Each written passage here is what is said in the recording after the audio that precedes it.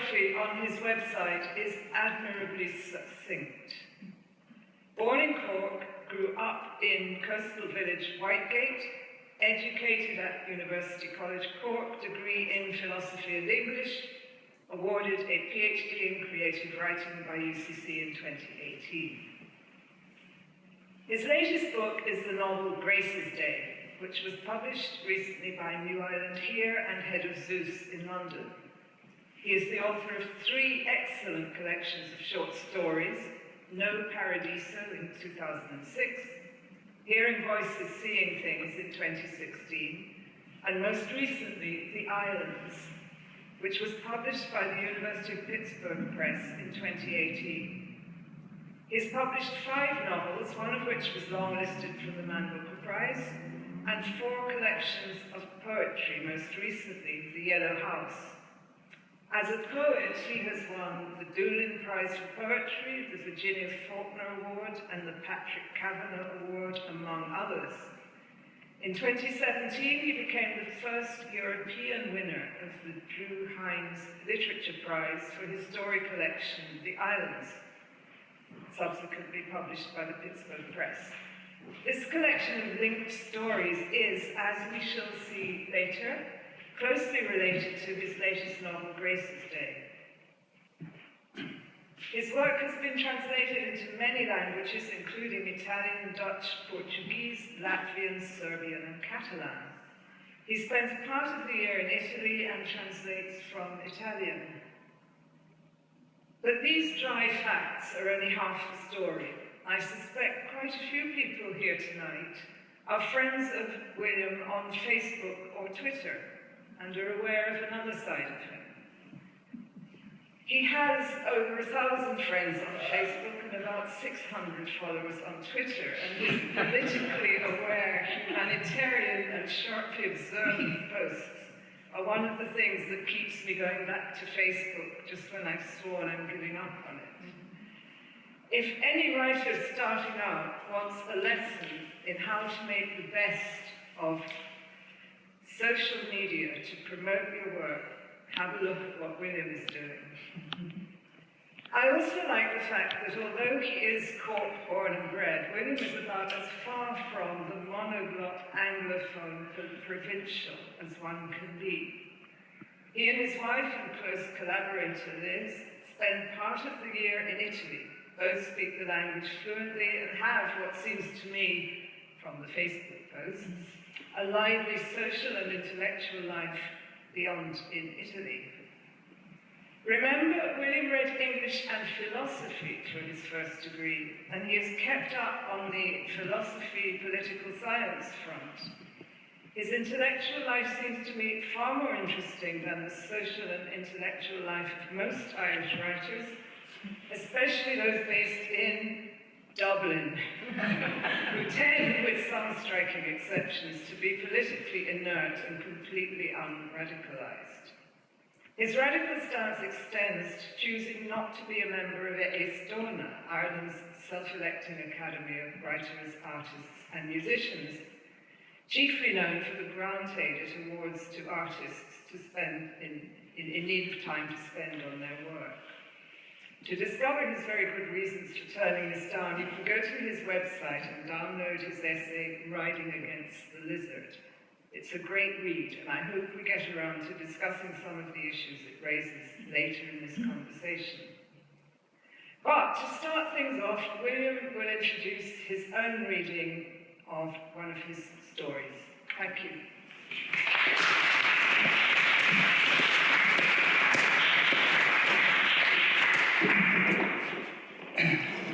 Good evening, everybody. I'm going to read a story. I apologize, by the way, to people who are familiar with the story. It's called Mountain Road, and I've probably read it here much too often at this stage. I'm reading it for a particular reason because, as Alannah said, there's a connection between the novel that I'll be reading from later, Grace's Day, and the short story collection which is published in the United States and the islands. And there's also a connection with this book, which is a collection of short stories. and that is that this story appears in both collections, but does not appear in the novel, just to confuse the issue. And when Alannah reviewed the collection of the short stories, The Islands, last year, was it, or earlier this year? Earlier this year, she spotted the fact that there was something odd about the whole thing, which we'll talk about in a minute. But to begin with, this is called The Mountain Road, and I'm not going to read all of it. We're under strict marching orders as regards time, and I intend to stick to it. So this story will take just barely under 10 minutes. It's part of the story. James Casey drove off the top of Raleigh Pier. His 2 daughters were on the back seat. The tide here falls out through the islands and away west. It runs at a knot, sometimes a knot and a half at spring tide. Listen, and you'll hear it in the stones. This is the song of lonely places. The car moved a little sideways as it sank, and perhaps great gulps of air escaped, but it made no sound. I know these things, not because I saw them, but because they must have happened. The sky is settling over Raleigh and the hills. It is the colour of limestone, a great cap on the country. 10 miles out, the sky is blue. I heard it on local radio. Suicide at Raleigh Pier. I knew who it was. You cannot see the pier from my house. I got up and put on my jeans and jumper and climbed the hill through heather and stone to where I could look down. Bees sang in the air, watery sunshine from a crack in the clouds. When I turned after 10 minutes climbing, the whole bay lay before me, the islands in their pools of stillness, the headlands like crude fingers, boats pair-trawling a mile or more apart, but connected forever like cables attached to the wings of a giant net. James was on the boats once. He it was who explained all that to me. I saw the police tape on the pierhead, a tiny yellowness that was not there before. If he left a note, what did it say? Suddenly the song came into my head, Don't Know. Even as the first words came, I knew what it meant for me. You took the east from me, and you took the west from me, and great is my fear that you took God from me. When the song was finished with me, I walked back down home. I was accustomed to think of it like that, not that I stopped singing, but that the song was done with me. I made up the bed with fresh sheets and put the soiled ones in the washing machine. I washed out the floor of the bathroom. Why do we do these things when we are bereft? Then I had a shower and put on dark clothes. I got out the bicycle and pumped up the leaking tire. My father had shown me how to mend punctures, but I could not remember now. I still have the same puncture repair kit, a tin box, but now I keep hashing it. Then I wheeled the bicycle down to the gate and onto the road and faced the hill to the house where the dead girls lay. They closed the door against me when they saw me turn the bend. Cousins make these decisions. But I leaned my bicycle against the wall and knocked, and then they let me in. Perhaps it was inevitable anyway. People around here do not shut their neighbours out. They showed me into the front room where the 2 girls lay in open coffins. 3 older women sat by them. I did not recognize them. Aunts, most likely. They had their beads in their hands. I did not bless myself. I go to neither church nor chapel, and they all know it. I stood for a long time looking down on the faces. When old people die, death eases their pain and their faces relax into a shapeless wax model of someone very like them. People say they look happy, but mostly they look plastic. But when a child dies, it is the perpetuation of a certain model of perfect beauty. People would say the girls looked like angels. There was no trace of the sea on them, no sign of the panic and fear that bubbled up through the ground-up sleeping tablets that their father had fed them for breakfast yesterday morning, according to local radio, his own prescription. He had not been sleeping for months. When I stopped looking, I shook hands with each of the aunts. Nobody said anything. I went out of the room and found the cousins waiting in the corridor. I asked for Helen and was told she was lying down. The doctor was calling regularly all day. She was on tablets for her nerves. She was very low. I was about to ask them to pass on my sympathy when a door opened upstairs. It was Helen herself. She called to know who was there. "It's your neighbour," one of the cousins said. She could not bring herself to name me. Helen came unsteadily down the stairs. Her hair was flat and moist. She was wearing the kind of clothes she might have gone to mass in, a formal blouse and a straight grey skirt, but she had no tights on. Her bare feet looked vulnerable and childish. She stepped deliberately, stretching so that at each tread of the stairs she stood on the ball of her foot like a dancer. She came down like someone in a trance. I think we all wondered if she knew who she was coming down for. And if she did, what was she going to say? "Quite," she said. "Is it yourself? Thank you for coming." Her eyes were flat too. There was no light in them. "I'm sorry for your trouble," I said, taking her hand. I held the hand tightly, as if the pressure could convey something in itself. Helen shook her head. "Why did he do it?" she said. "Even if he went himself, but the girls." "Helen, will I make you a cup of tea?" One of the cousins said that. She was by Helen's side now. She would like to take her arm and lead her into the kitchen. They did not want her going into the front room and starting the wailing and cursing all over again. Jesus, Mary and Joseph, it would terrify you to hear the things she said. And here she was now, talking to Colleague Dean like nothing happened at all. There was cake and several kinds of bread and honey and tea and coffee and a bottle of the hard stuff and stout and beer. The house was provided against a famine.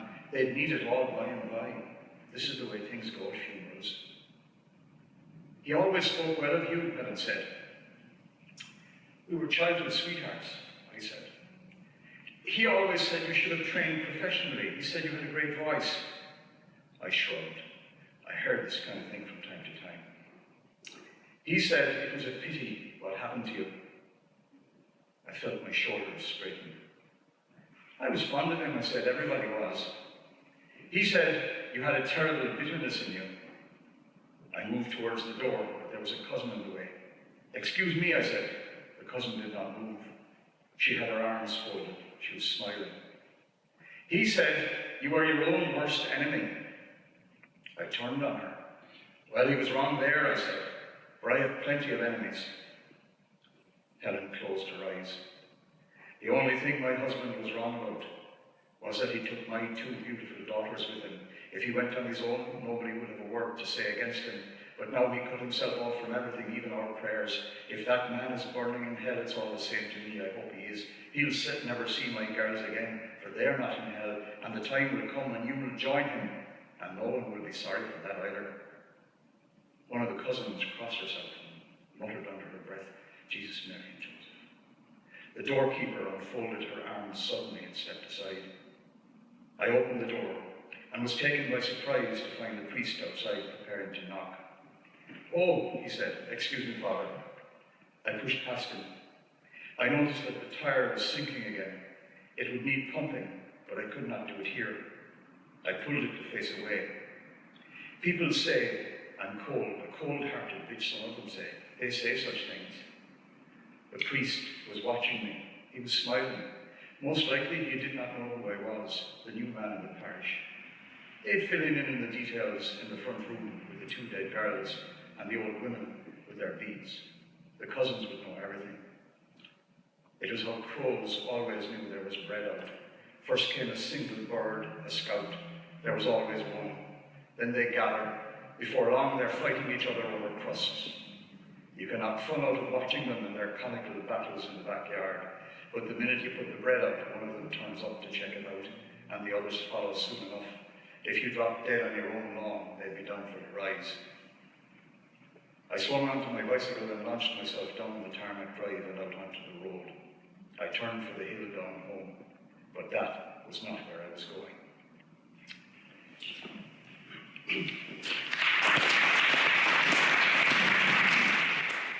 When I was writing this novel, Grace's Day, I was 8 years writing it. It took 8 years, really. Many drafts, especially the latter part of it. But, right through, really, I redrafted constantly.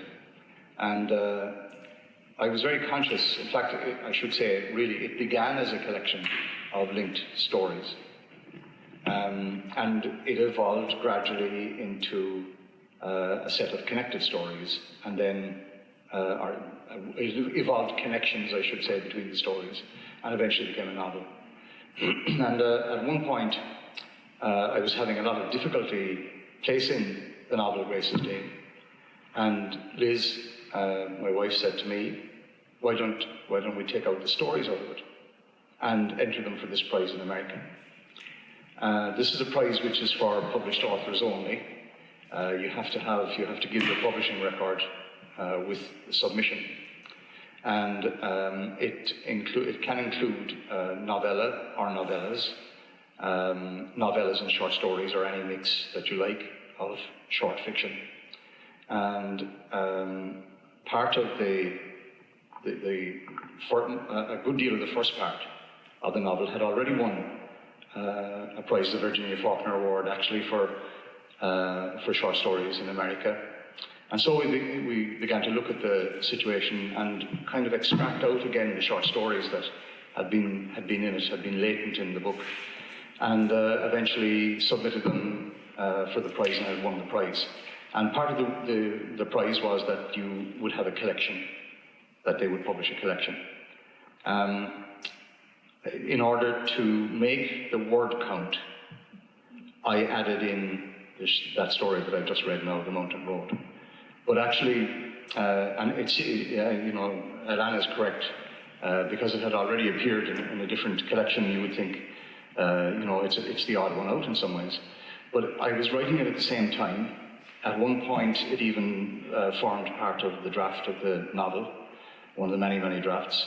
And then I took it out again, and it looked like being a novella at one stage. It was originally 45,000 words long, and then it ended up being about 2,500 by the time I was finished editing it. That's one of my habits. So it kind of came and went throughout the whole process, and that's really how the whole thing happened, and how a collection of short stories, which is closely based on the novel, was published in America, and then how the novel itself was published in Britain and Ireland, and hopefully in America as well soon. And I like the rather subversive way that you're celebrating a novel at a short story festival. But we can see from the Genesis. That is thanks to Pat, I have to say. Yes. Yeah. I mean, I think, Pat, is this the first time that's ever happened? That I'm becoming more flexible as I get older. Okay. Well, it's very nice. The usual path is in the opposite direction. So, having said that, I must say that the writing in Grace's Day is a pure treat. It is just amazing, particularly for anyone who likes islands and the sea, and convoluted family problems deriving perhaps from hippie parents. It's a terrific read, and I think it's going to be a huge success. But it centres on these three contrasting islands, Castle Island, the Isle of Wight, and the one in the Bay of Naples, which is pronounced Procida. Procida. Yeah. Okay. And you told me that they all have their origins in islands that you know well, a kind of autobiographical connection. Could you expand on that? Yeah, it's. I suppose if I start chronologically, I spent a lot of my teenage years in the Isle of Wight. I had an aunt there who was my mother's favourite sister, and sort of a second mother to me in some ways. An amazing person that really deserves at least a couple of novels of her own. One of those people who drive you crazy, but you can't help loving them, But that's not for a short story festival, it's some other time maybe.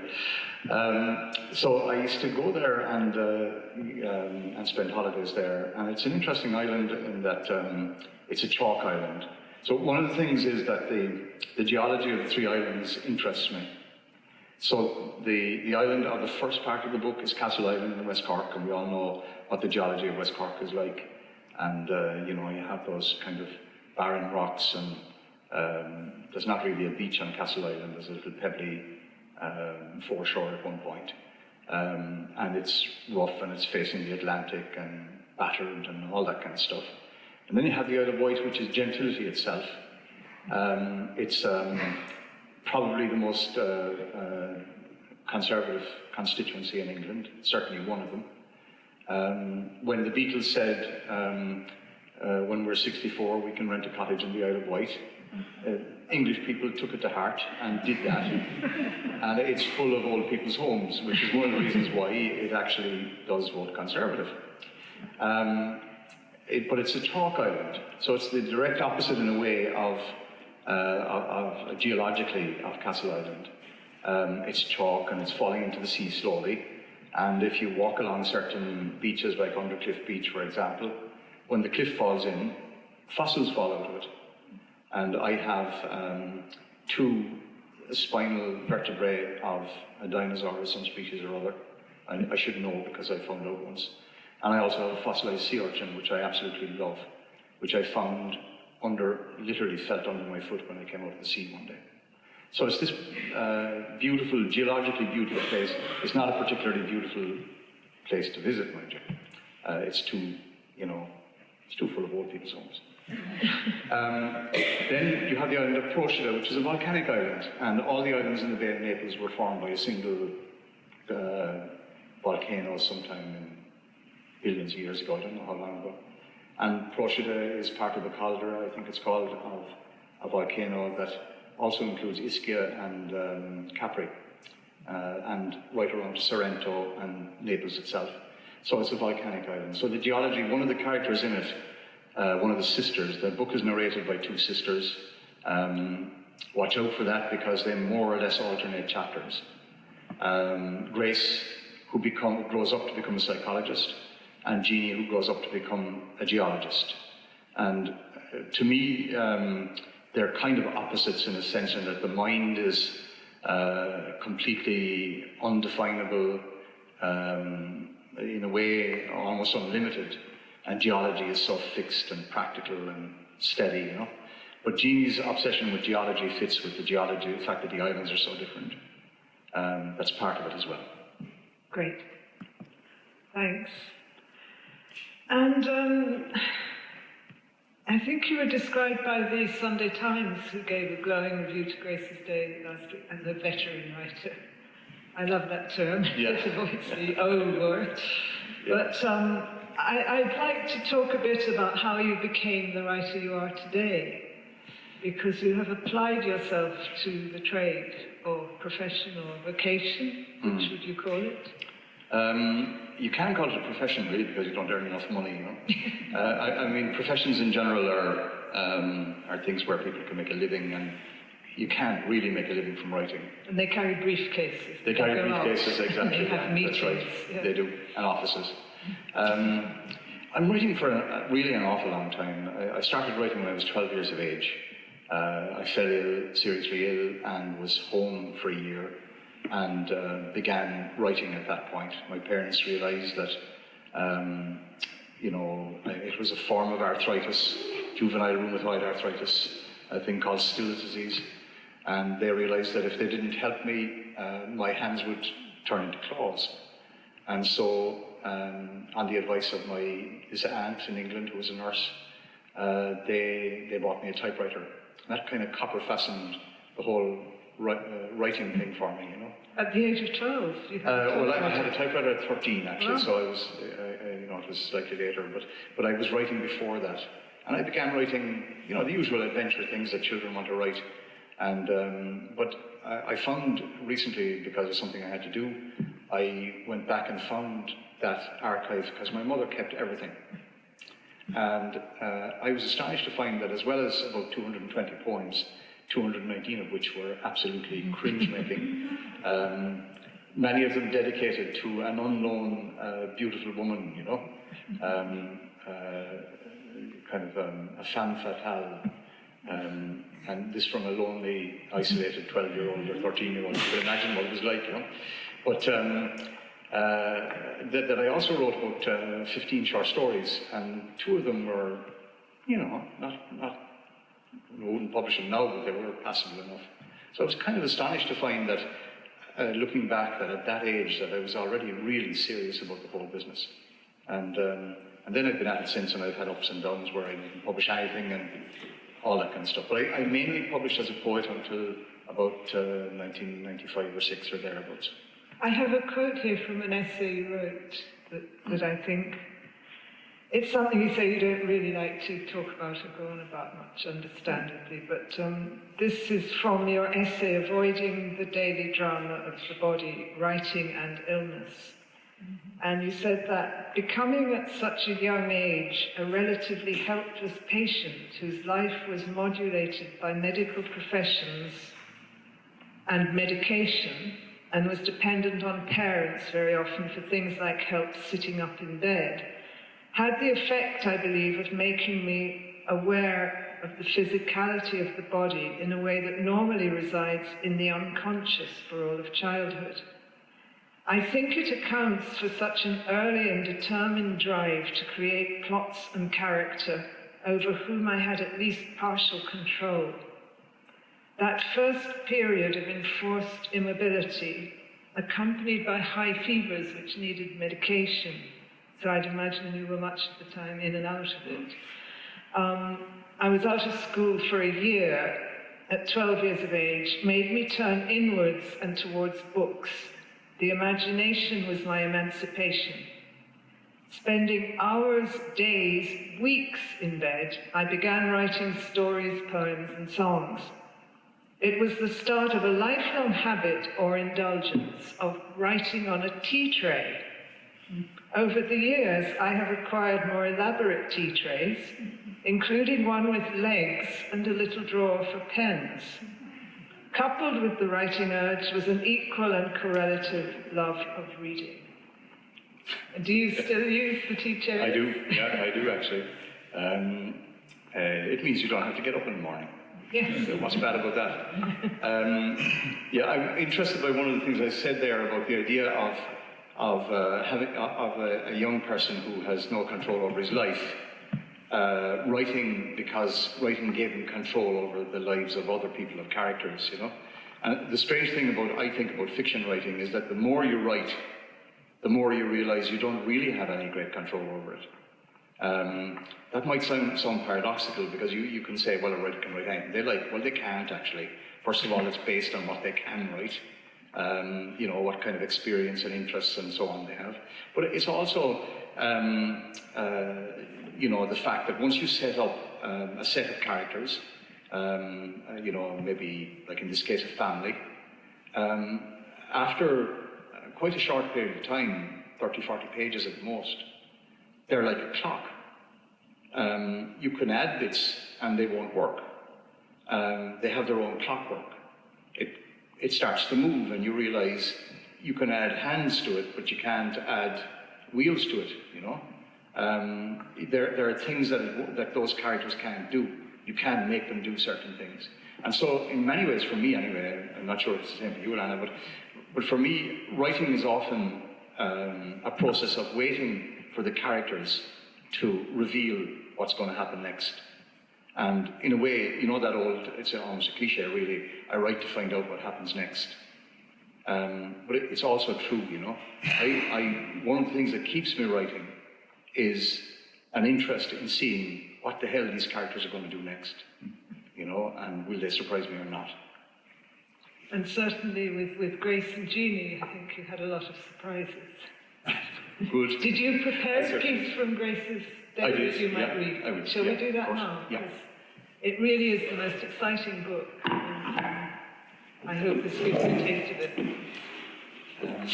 So what I'm going to do is I'm going to read the first, I don't know how many pages, but not very many. And as I said, the chapters alternate. The first chapter is spoken by Grace, who becomes the psychologist in the course of time.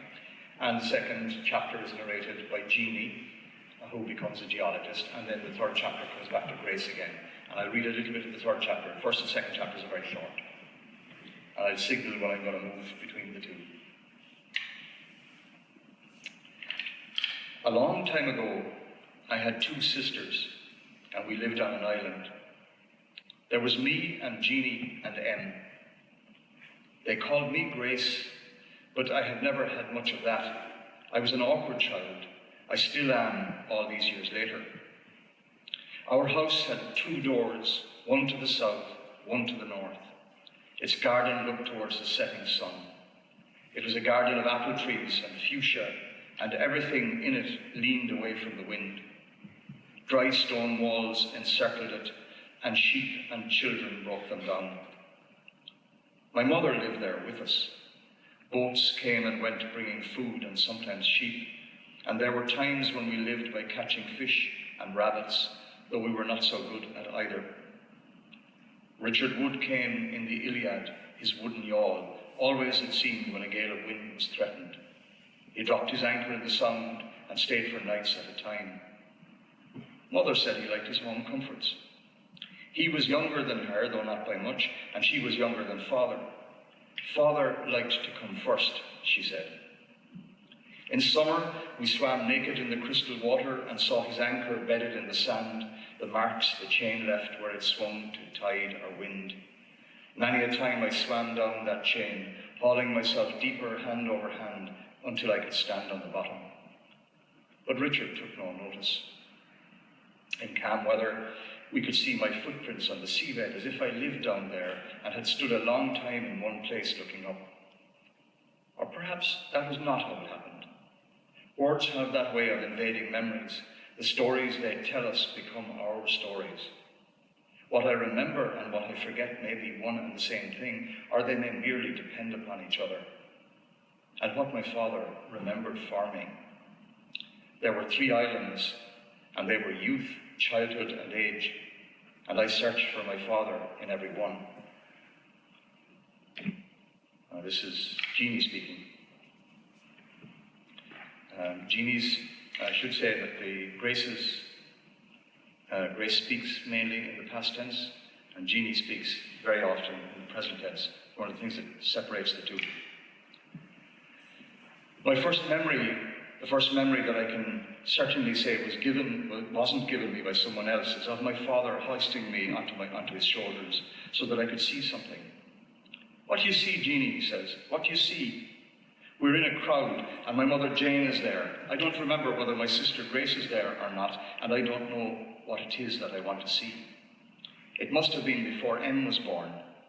What I remember most clearly is the enormous sense of safety and sureness, coupled with a giddy vertigo. I remember looking down on the crowd. Many men wear cloth caps, and the women wear scarves, as they did still in those days, and my father is smoking a pipe, and I can smell the tobacco. One man turns and says something like, "What do you think of that then, Tom?" And Tom takes the pipe from his mouth, releasing my leg in the process, and says something I don't catch. Even now, it only needs someone to light a pipe outside a restaurant for a great wave of security to possess me. Tom was not a tall man, but from the height of his shoulders, everyone around looked small. "Hold on, Jeannie," he said to me, and swung round and moved through the crowd and out onto the street, and there I see a horse. A man is holding him by the bridle, and I remember steam coming off his back, and steam coming from a large greenish-brown shit on the road behind him. I can smell the horse, and he smells like Tom's old coat. All my early memories of him are like that: shelter, comfort, pleasant smells and sounds. I hear his voice sometimes, in the street or in a park or in a quiet room, and I turn expecting to see him. My expectation is always of a young man, trim, loose-limbed, fine-boned, coming towards me in his tweed jacket with something in his hand.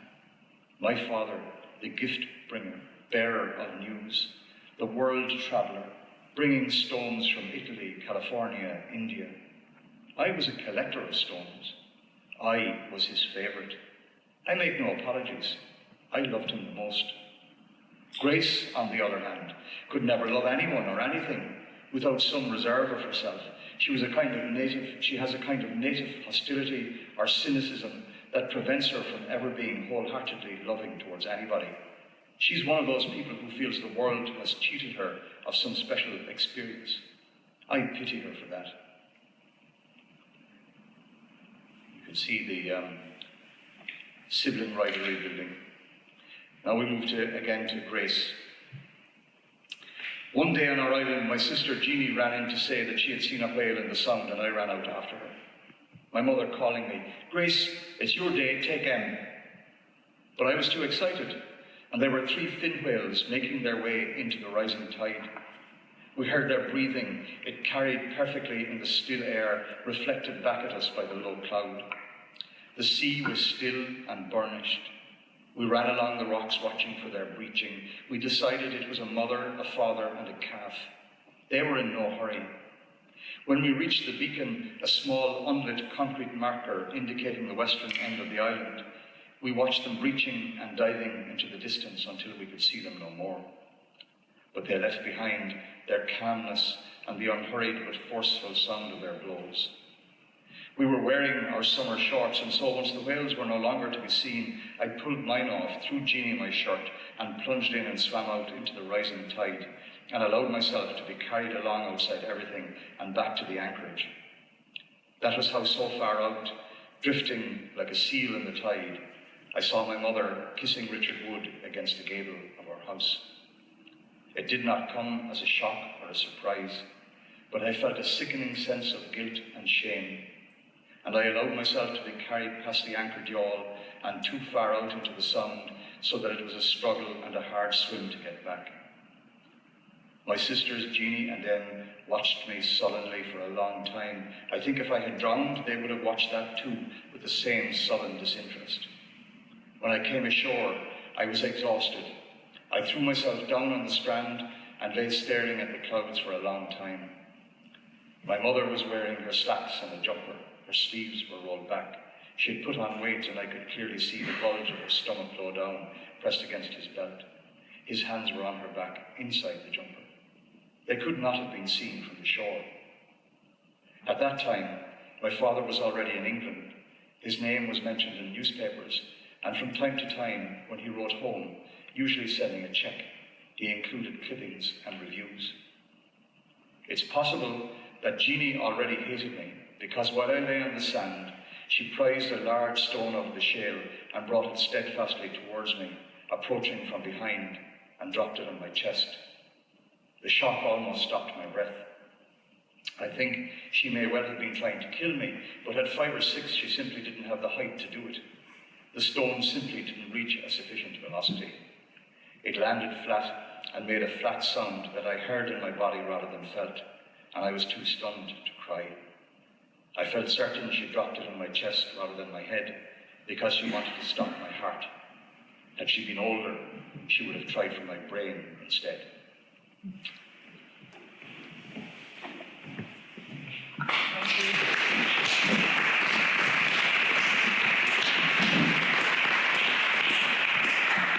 Families, eh? And the theme is developed in the course of the book to a very shocking denouement. Good. So you've described your way of working in all these genres as being not so much inspiration as a habit of paying attention to the course of daily life.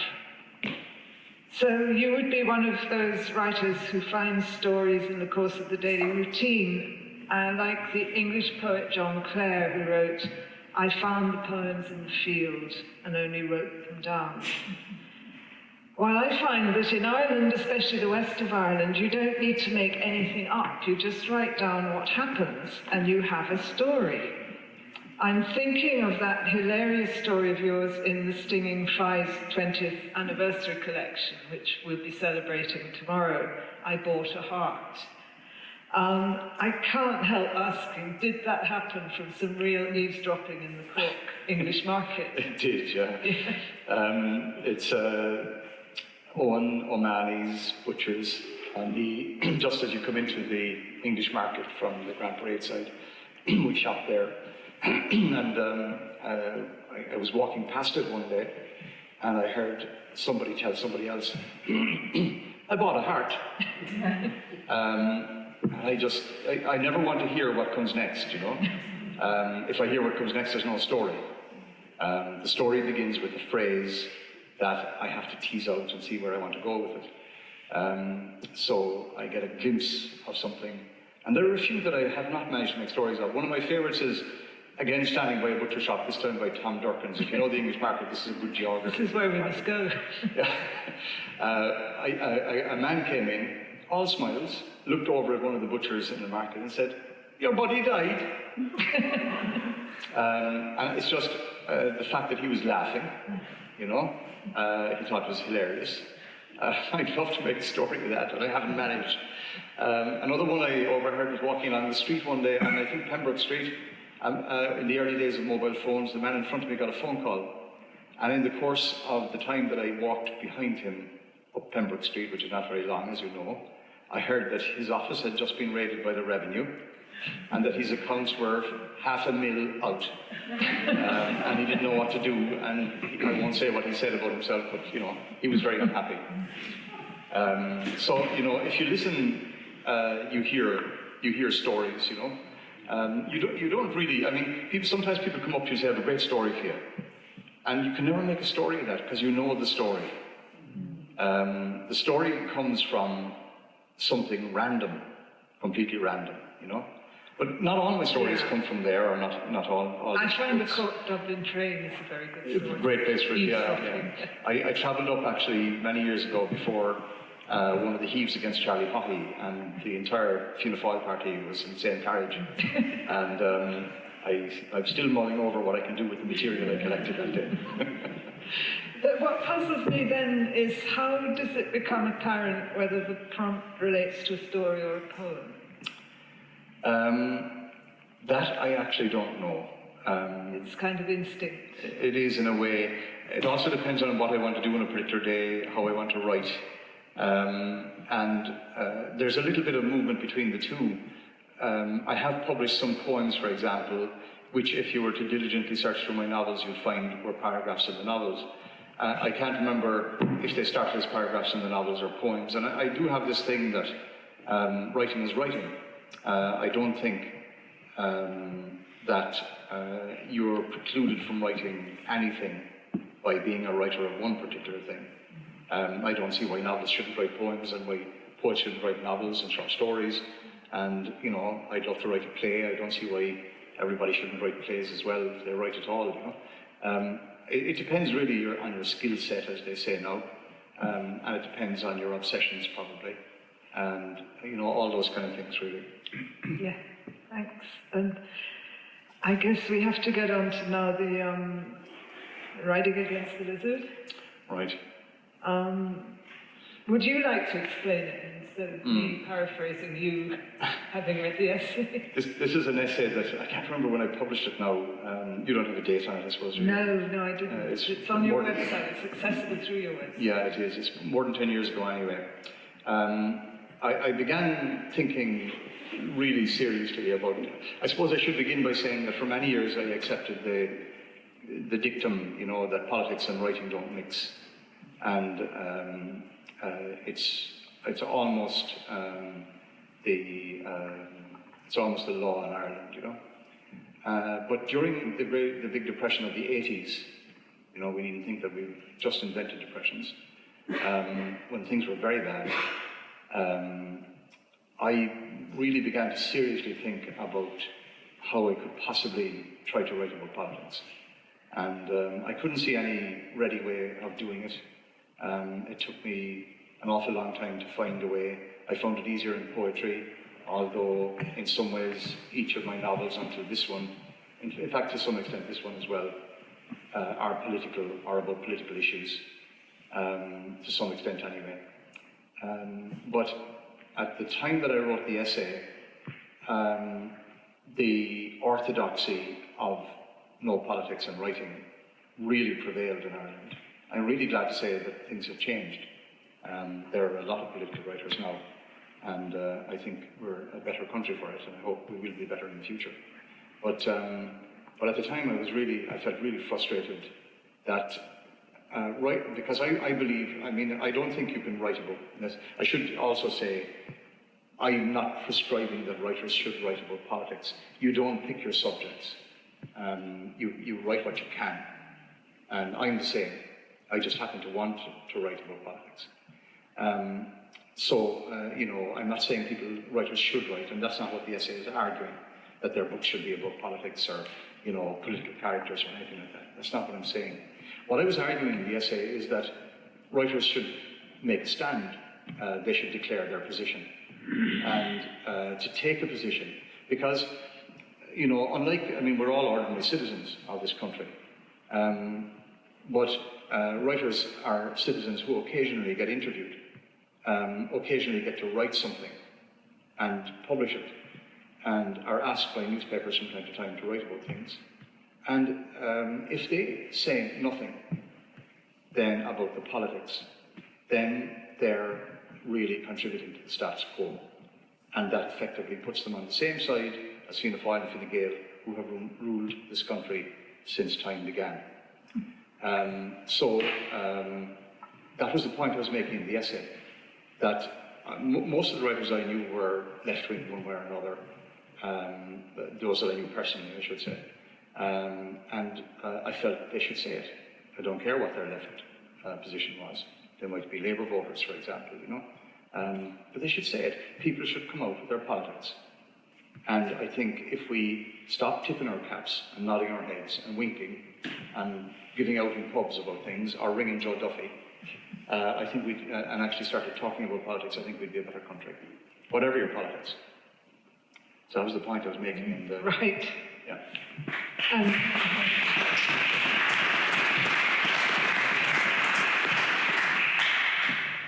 Very true, and you've also pointed out that all writers are to some extent beneficiaries of government largesse, including us sitting here with your subsidised tickets, our subsidised fees. But that's the way it should be. And we're free to say whatever we like, and we're free to criticise them. Yeah, we are.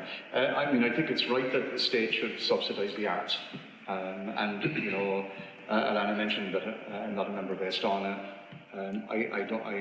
I don't think much of Aostana itself, but the canoes, the payment that's made to writers, we could say writers in distress, writers, you know, whose income is below a certain level, I think is absolutely necessary. And I think that it's the only good thing that Aostana does, in fact. In fact, I wonder why there's anything else there. Why can't the state simply pay that, you know? It's means tested, you know?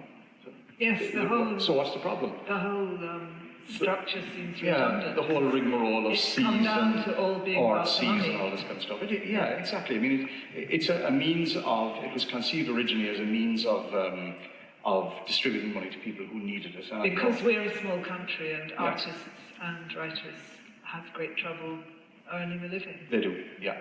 Or you can't, if you publish only in Ireland, you'd never make a living. No.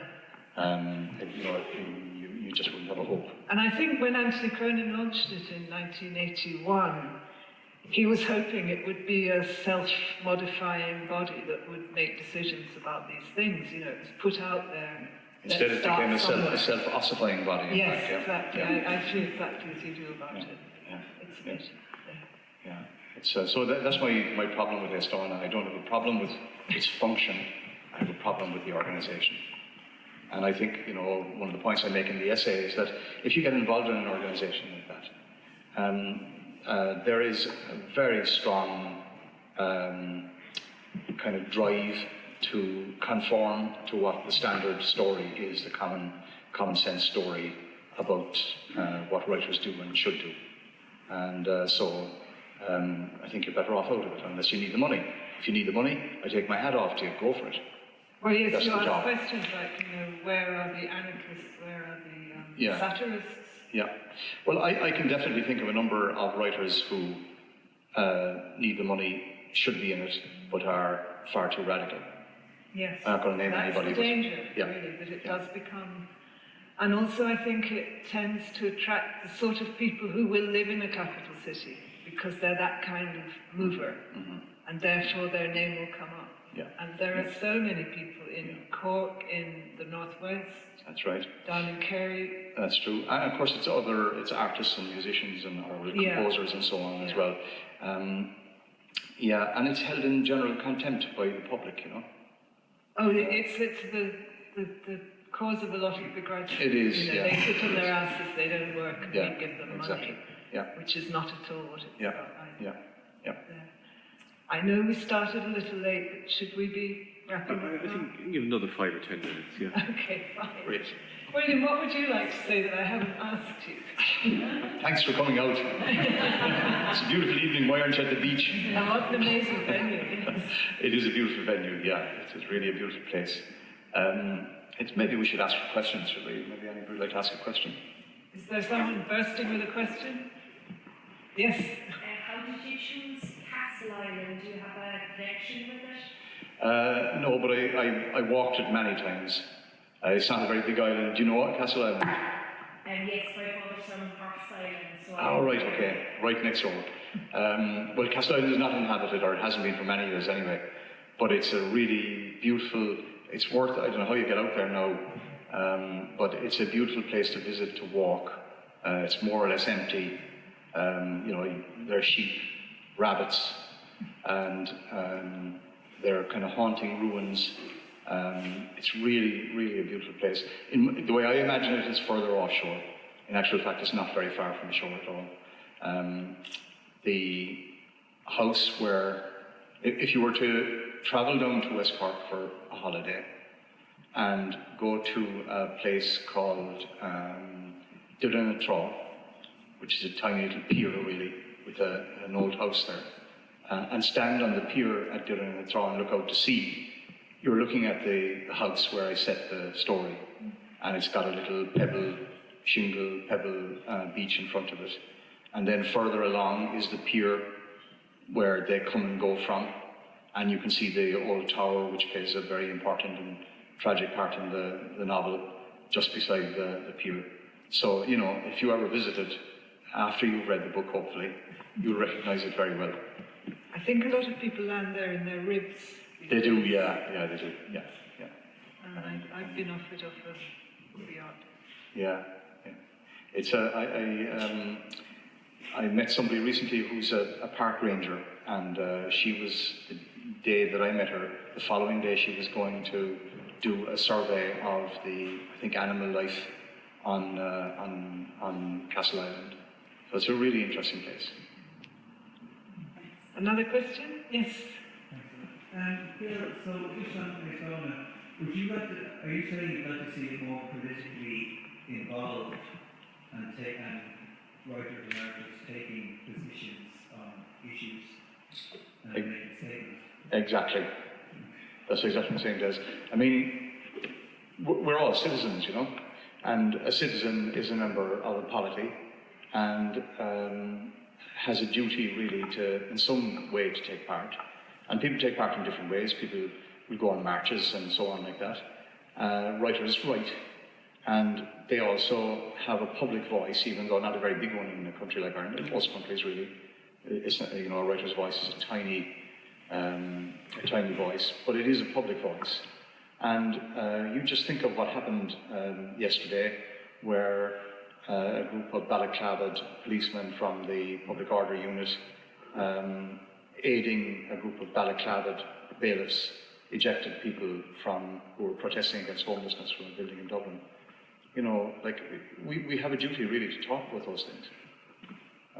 We can't just let them go, It's a strange turn of events in this state for something like that to happen. It's hard to think of any other country in which the artistic elite would be silent about something like that. Well, certainly in continental Europe. Yeah. As Alannah said, I'm very interested in Italy, and political engagement in Italy is really common for writers. Also in France, Germany, they're the only countries I know anything very much about really in Europe. Spain as well, of course, in Catalonia. The Anglo-Saxon world is peculiar in that this kind of hegemonic idea of the writer as keeping his mouth shut and basically going with the flow of the state in order essentially to earn some money which we don't actually earn, or something else, public acclaim or something. That's really an Anglo-Saxon thing. It doesn't happen in the rest of the world. No, the Scottish are different. Scottish are different. They have an anarchist. Think of James Scott Callanan, for example. Yeah. Yeah. Ian Hamilton Finney. Exactly, yeah. And indeed, we weren't like that once. Ireland was Irish writers were very political. Think of Sean O'Whalon, for example, Even Kavanagh was highly critical of the state, and you could go back along further. I won't mention Yeats. Go back to Tristram Shandy. You could indeed, yeah, exactly. You can go way back. Yeah. John Swift as well, For this evening, I think we will call it a night. And thank you very much.